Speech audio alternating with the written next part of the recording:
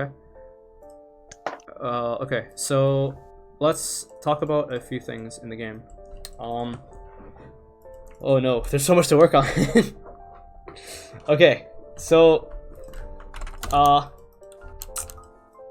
do I start? You were nervous. That's okay. That's okay. Yeah, it's okay if you were nervous. It doesn't really. It's not a big deal. We're gonna keep doing this. Yeah. It's really hard to say it, but I was like not nervous, but you're talking about I'm doing bad, so I was like I need to do more better. Right. So right. I feel it's doing hurry, and I keep doing mistake. Yeah. So with coaching, I sometimes say, oh, it's so bad. That's me venting. You don't have to worry about that, right? So Okay. when we get into the game, so we have a lot of information. This is why I told you to extend tab early on, right? We see that Hecarim is starting onto the right-hand side. We see that there is a ward on left side, and then maybe Hecarim starts Raptors. But that's okay, you know, because we'll see him on red eventually if he does do that, okay? In very rare cases, will Hecarim do something... Well, maybe Hecarim can do something like this, but this doesn't really benefit him, especially when Talia is clearing from right side up to left. So I give off the assumption that Hecarim is going to start onto the right-hand side like this, right? Meaning that he's going to be ending left side. Which means that if Talia starts right side and Talia ends left side, Hecarim is going to be punished if he does a level 2 gank like this. Okay? If Hecarim loses his 2 left side camps, it's loss of income. It's a huge loss of income. Because Talia can go like this. Talia can go like this. And that's really bad. Especially when mid lane isn't a lane where Sylas can just keep pressuring into Fizz, and top lane Darius does have control to, on wave 1, possibly press into Poppy. Does that make sense? Makes sense. Okay. Can you hear me? Okay. Yeah, I can hear you. So now when we go into the game, right? This is like very strange to me. Your micro movements in the lane. You get to the lane. When this happens, this is really good by Nautilus. Right here, don't click back. Unless you're going all the way south. This is fine to do. But then look what you do next. Just auto. And now don't click back. Auto. Move forward. Oh, just auto. Auto. Yes, auto. I see. Right? Now, in rare cases, maybe you're like, oh, we don't want to auto too hard because we want to press the wave in too quick. But against this lane, it's just better just to get Kai'Sa in the wave. Especially when Nautilus is on cooldown and Nautilus is clicking back. And the Kai'Sa does have clear. So you can just shove. If you shove in wave 1, you shove in wave 2, you buffer on 3 and 4 returns into you. This is the fastest possible bounce back. In many rare cases, can you shove this wave in where 2 buffers and 3 and 4 return into you. But we'll talk about that stuff in a second, right? So you walk here. Here, just auto. Just auto. Because Kai'Sa already took the bad trade and you're not winning. You're not winning in this 1v1. Right? So auto, yep. And then move south. And then if you move south, Draven is forced to move north. Draven can't auto Kai'Sa here. Oh, I see. Right? Yeah. Right. This doesn't make sense. So move like this. Here. Draven moves north. Draven moves up, and then Kai'Sa can Q this wave. Or not Q, because that would actually be bad. But Kai'Sa can just keep crashing the wave in. Okay? It alleviates pressure off of your support. Now when now we know that Hecarim is most likely on the right-hand side, right? So this is pretty big. Again, this click doesn't really make sense. You can max range south side. A to B. In and out just like this. The second this guy the second you're on point A, auto, and then move back so Draven doesn't hit you. Okay? And then what you do is you move into the bush like this. Because then you're going to be level 2 eventually after these minions are dead, because your Kai'Sa's still going to be pressing in. And then what ends up happening is now Draven is forced to play in a very exaggerated north side pocket, and you can still retain south side. And this is all because Nautilus doesn't want to press into you inside of a lane where he should just take bush control against you, which he doesn't do. But this is what happens in Diamond 1 and Master Tier. Does that make sense? I see. So you're winning because he's making a mistake. Right? You're winning out in tempo because he's making an error. Right? Trading here doesn't do anything. Why trade? You've already lost the lane. Just shove. Just shove the line minion first. Just shove the minions. If you trade with him, what does that achieve? Nothing. Nothing. He doesn't die. He sustains most of the autos you give him. You can't solo kill him. You don't win the 2v2. You're not going to have any jungle support. Talia's on the left-hand side by the time that a wave is going to be in a state where you can even gank it. So if you've acknowledged that there's nothing you can do against Draven, just kill the wave and put it into tower while retaining self-pocket. You don't do that. Alright? This is a pretty major error. Now look what happens because you're off tempo. And then this is what really frustrates me. Look what happens to the wave. Freeze. It's not a freeze, it's a slow push in. But that's not a good state to be in. This could be under tower. If this is under tower, this comes back faster. Right? Yeah, right. This comes back quicker. This is not very good to be in a state like this. This gives Nautilus an opportunity to go into Kai'Sa. If Kai'Sa moves in. Kai'Sa shouldn't... You guys can't move forward here. You have to let the wave come into you, because Draven just autoed. The wave is coming in. The wave is just coming in. You don't have to do this. I don't have to fight him. You don't have to fight. You don't win. Yeah, it gives nothing. Yeah, you're like, you know, you go to prison and you're like, oh, I'm gonna try to take on the toughest guy there. For no apparent reason. When he has no grudge against you. Why fight? It doesn't achieve anything. Right? And now, while this is happening, the game timer is at 241. Hecarim is on the left-hand side. We see the third wave, or sorry, we see the fourth wave coming out of Nexus. Right? We see fourth wave. So the waves spawn at 0.5. And then it spawns again at 0.35. Okay? You know what I mean when I say this? Can you explain again? So the waves that come out of the Nexus comes at every point, every 5 seconds, and then again at 35. So every 30 seconds, the wave comes out of Nexus. Oh yeah. So the fifth wave will come out of the Nexus at 3:05. Oh sorry. What? Yeah, no, yeah. Sorry, I'm an idiot. Yeah. Hold on. I don't even know. Yeah, okay, sorry. Yeah, I was right. So it's 0.5 and it's 35. Okay, so every 30 seconds it comes out of Nexus. So you don't have to fight here. Now, you need to be looking at top lane. You need to be F-keying top lane. If you don't F-key top lane, you don't know if Darius is able to crash the third wave in or if fourth wave locks. If the fourth wave locks, Hecarim runs up there and Talia and Hecarim may not have... They can still win 2v2, but it's not as... You know, you have to still look at these things. Because you're going to go into matchups and you're going to go into games where 2v2 isn't necessarily winnable. Because then you have to also factor in how mid lane is playing.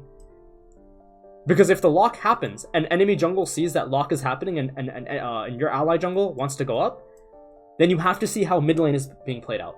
If it's Fizz versus, I don't know, if it's Fizz versus like Syndra, you know, then chances are Syndra moves up first. If it's Syndra versus Fizz, you know, and you have Syndra, or like, you know, if you have Syndra and the enemy has Fizz, then your side moves up first. But you have to acknowledge these things. You have to look at these things, and you're not doing it. Does that make sense? So the reason I need to watch top side and mid, because I really not understand this part. Okay. The reason why I need to watch. We're gonna do this again. Okay, that's Wait, right. top will lock. Yeah, I know. I understand these words, but the some part about so like okay, 1 second. I'll use translate again also. Sure.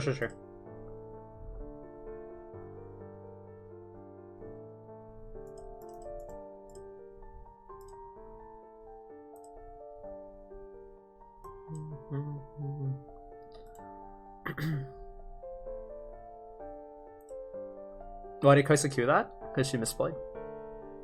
Kai'Sa is playing it really poorly. Draven is also playing it really poorly. So is Nautilus. This is Master Tier too. All 4 players are playing it incorrectly. So why do I need to watch top and mid Okay. side? as a support. The reason. Okay. So, do you know what would happen if you... Do you know what will happen if top wave will lock? If I lock, I need to crash that.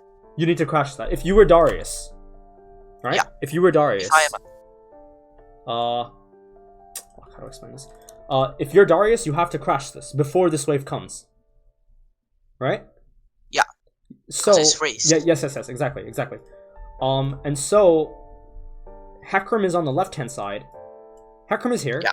Hecarim can go like this. Hecarim can go like this. So by watching top lane, you'll know exactly when a gank is possible, and you can spam ping. Oh, I see. You can communicate. And then what you can do if you really want to get high level into it is because you crash the second wave a lot faster into tower and wave 3 and 4 are returning into you, and Kai'Sa doesn't actually need your support, you can actually move in like this at level 2.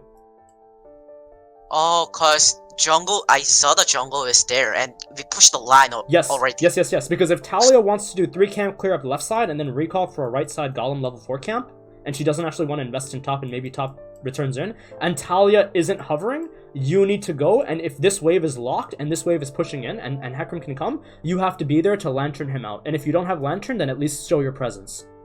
Oh, Show your trying presence. to make a 2v3? Yes. Match gank 2v2. I see. Then Hecarim will be like, oh, Thresh is here. Shit, I have to be careful. Then what ends up happening is Hecarim will finish his left side jungle, Talia moves down back to the right hand side, and then you return back into lane. Sure, you're going to be down XP, but the answer, the question is, would you rather be down a little bit of XP, or would you rather have mid lane be over? Right? I lose XP, but I wanna help. But my team. you protect mid lane. Yeah. You protect mid lane, right? That's more worth for It's exactly anyway. more worth. Yes. So then you come down like this, and then Kai'Sa is now the tower is the wave is now under tower. So then now wave 6 and wave 7 go back into the enemy team, and then you're supporting for the bounce in. Wave 6 and 7 will also be the same time when Talia will be just finishing a Raptor camp. This is also the same time at wave 7 when these camps will respawn and Hecarim can come bot lane. That's an opening. That's when you can 3v3 bot lane, or you can support, your team in bot lane. That's when you'll be there. And then once you recall, maybe on like wave 9 or wave 10, Hecarim will be back on left side at like level 5 or post like almost level 6. This is when you can make roams up to top lane if this wave bounces back into you. Does that make sense? Makes sense. Okay. This is all tempo. Do you know what tempo is? Yeah, use the tempo, so make like our game tempo is like faster and winning. I need to use it. That yes. works for. Yes. So what is this? He's trying to freeze. He can't freeze. Cause Draven is back, and if you have more minions. Am I wrong here? Hold on. Didn't the tower just aggro the cannon? If tower aggro's cannon, you can't be up. We'll watch it in a second. I could be wrong. I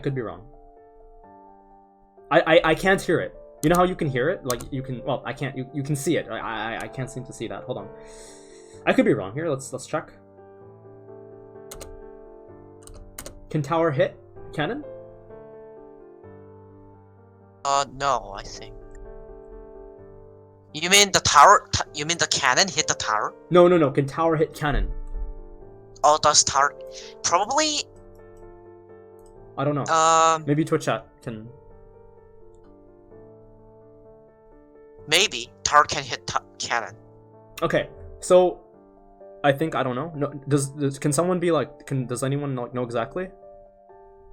You guys think so? Okay. So we don't know the answer. We don't know the answer, right? That's okay. But I don't exactly know. So if the answer is yes, so we'll do an answer for yes, and then we'll do an answer for no. Okay. So if the answer is yes, tower does hit cannon, don't walk up, because then he jumps on you. Then Draven, then you just lose a huge trade, and then you're forced to recall. Right? Make sense? Makes sense. If tower does hit cannon, walk away, because once this cannon is dead, this is not a freeze. This is not enough minions for a freeze. The wave will bounce back. If the tower does not hit cannon, then you can walk up. But then Kai'Sa's moving away, so this is still an error.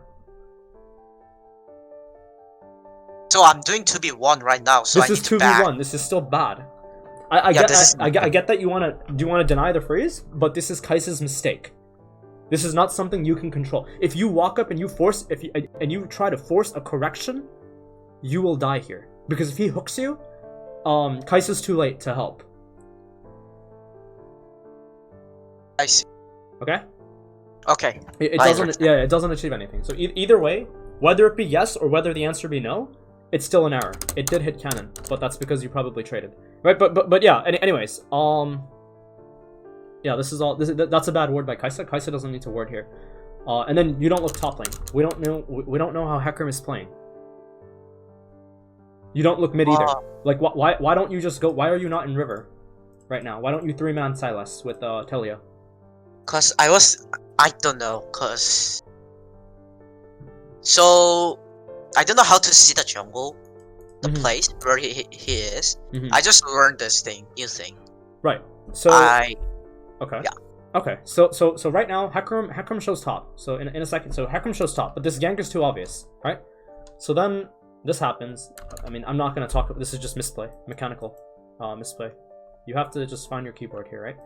Now Hecarim shows with 31 CS, meaning that he has 4, 8, 12, 16, 20, 28, and then he ate 2 minions from top lane. Talia died on the left-hand side. Hecarim knows that Talia's only camp is on Gromp because Talia ended with 24 CS, and we know that Scuttlecrab on the right-hand side is still up. Hecarim also sees that you just recalled, and it seems like Talia's running back down to the right-hand side, and the fact that she shows in vision allows Hecarim to just run down like this and then get the double crab, because Talia died in top lane. So at this point, Hecarim is still bot side here. Hecarim now is bot lane. So no, let's rerun this. So Hecarim ganks. Hecarim sees, okay, bot lane is dead. Talia runs bot. Hecarim should just path into mid lane now. There he is, paths into mid lane. And then now Hecarim is gonna double crab. Okay? What Hecarim is doing is he's shoving in the wave for Sylas. And so then Sylas can assist in any fights that happen on the right-hand side jungle, knowing that Fizz is really low, and then you're in base. So now what ends up happening is his 30 CS becomes 34 CS. Does that make sense? Makes sense. But he had 31, so 31 became 35. That's fine. We're gonna count by force. It's easier, all right? So we're gonna round it down to, we're just gonna say it's 34 CS, okay, on the right-hand side. Now, when Hecarim shows, now again, going back to minute 130, right? When Hecarim started on the right-hand side, we know that Hecarim did his right side jungle first, meaning that he did his Gromp and he did his Wolves. Yeah, he take a full camp. Exactly, he did a full clear because he showed up top lane with 31 CS, plus 2, subtracted the 2 minions that he took into the gank in top lane. So now what ends up happening is we know that now his bot side camps are now respawned. Because it's 2 minutes per camp. Right? So if Hecarim finishes at 145, 245, 345, 345 to 415 is when right side jungle respawns. So Hecarim is now here.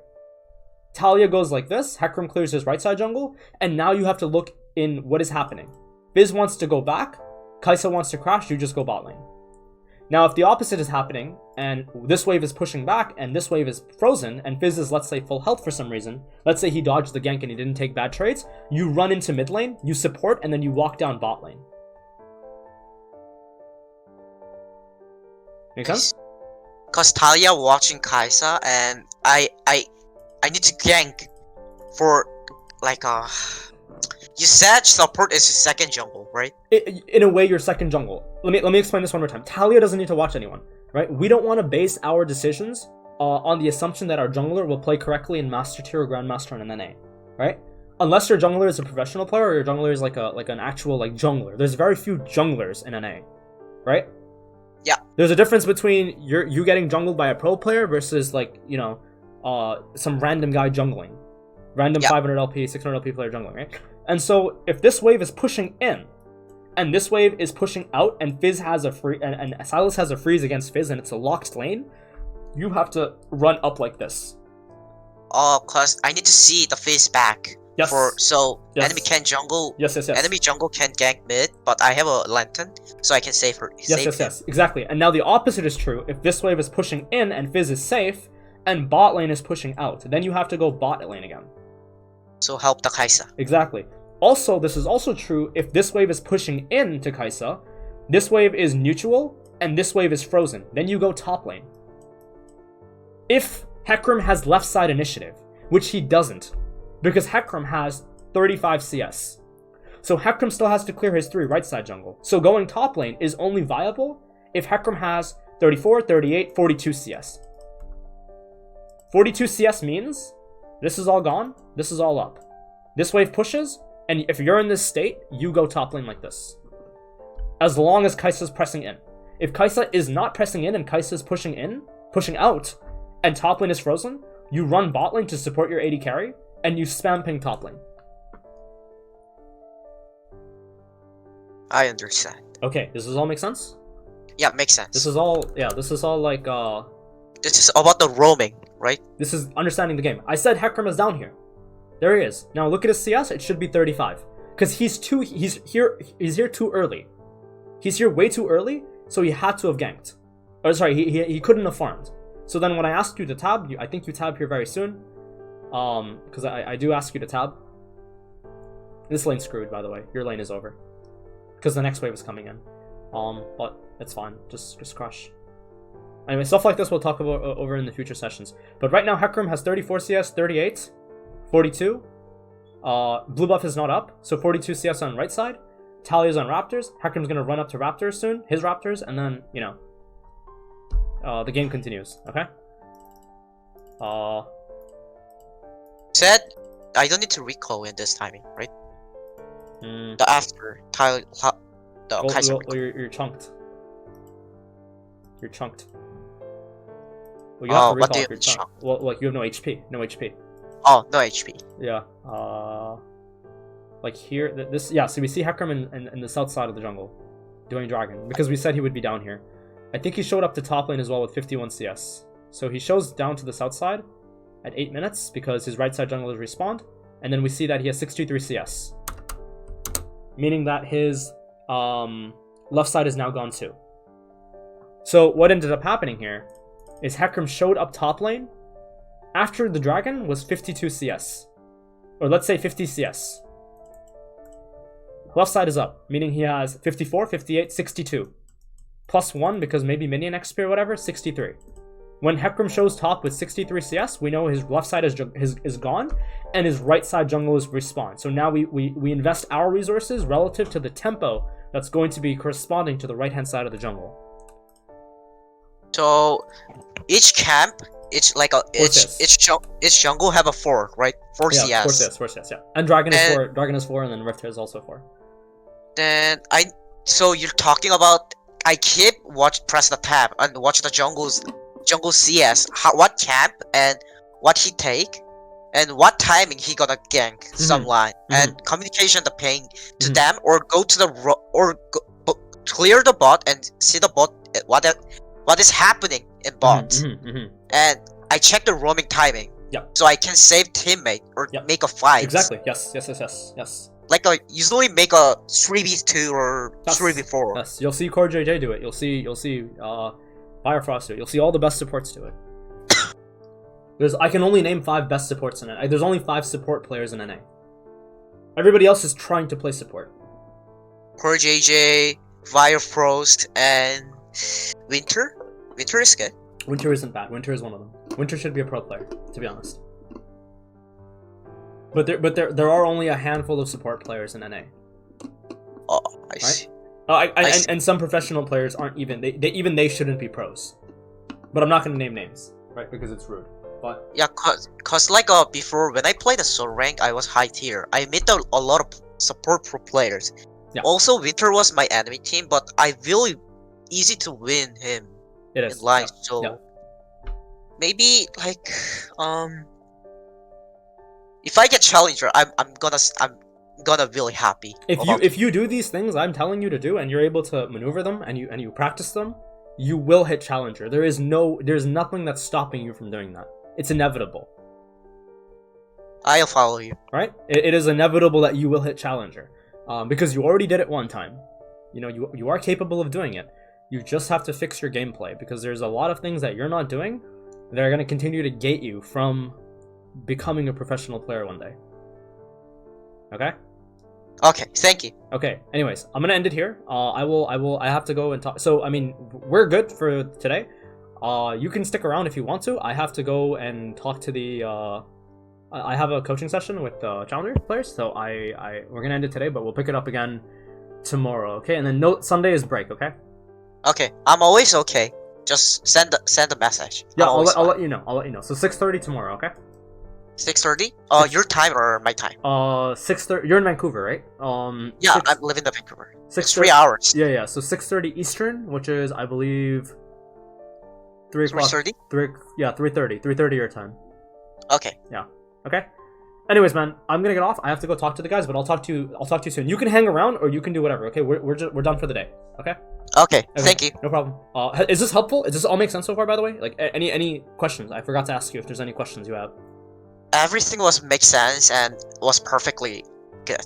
Okay. For me. Okay, perfect. So I'll see you tomorrow. All right. Take care. Bye. Yeah. See ya. Bye.